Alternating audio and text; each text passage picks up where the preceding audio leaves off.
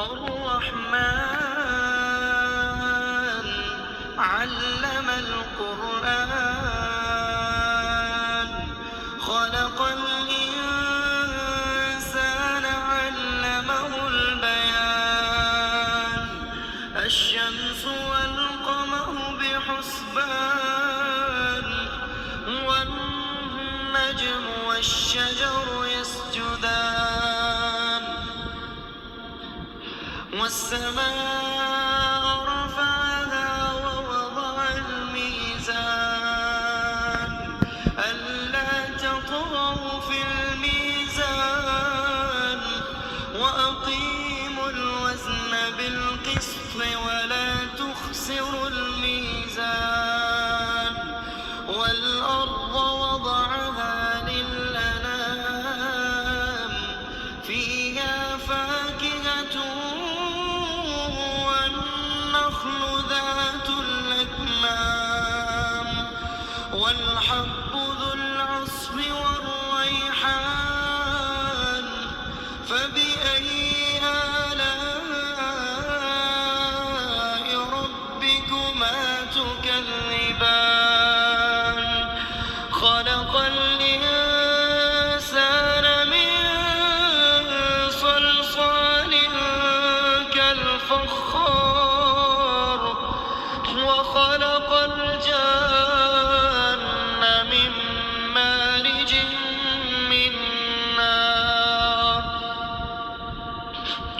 فبأي آلاء ربكما تكذبان رب المشرقين ورب المغربين فبأي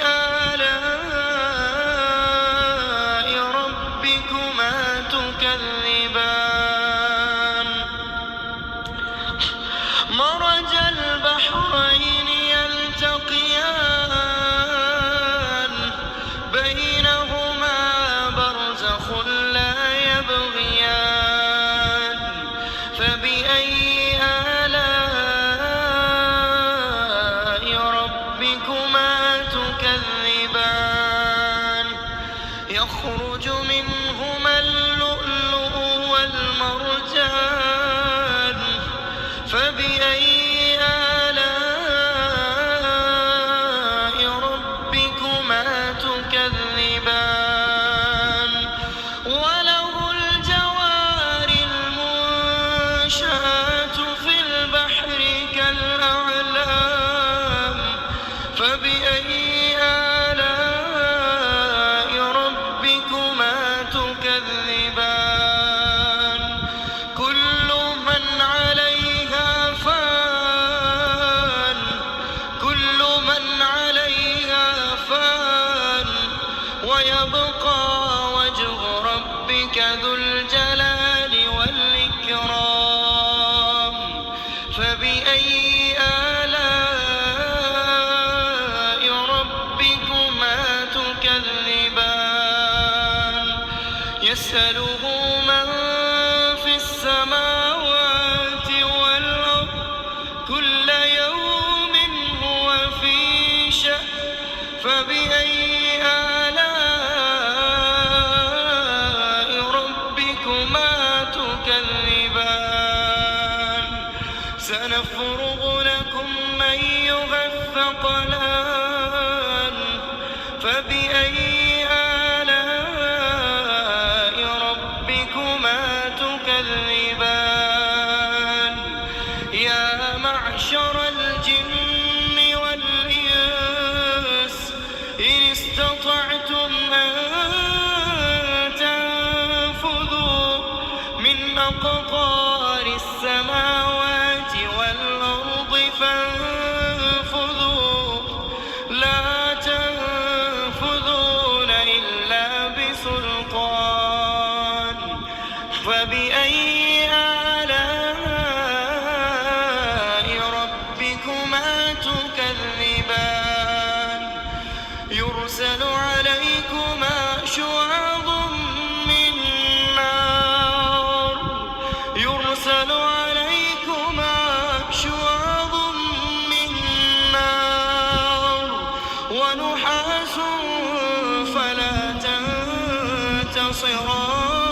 تنتصران فبأي آلاء ربكما تكذبان فإذا انشقت السماء فكانت وردة كالدهان فبأي آلاء ربكما تكذبان فيومئذ لا يسأل عن ذنبه إنس ولا جان فبأي آلاء ربكما تكذبان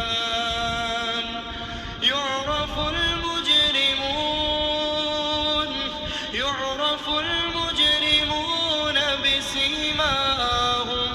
فيؤخذ بالنواصي والأقدام فبأي آلاء ربكما تكذبان هذه جهنم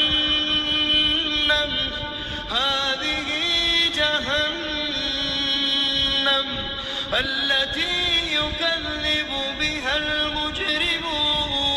المجرمون هذه جهنم التي يكذب بها المجرمون يطوفون بينها وبين حميم آن فبأي آلاء ربكما تكذبان ولمن خاف مقام ربه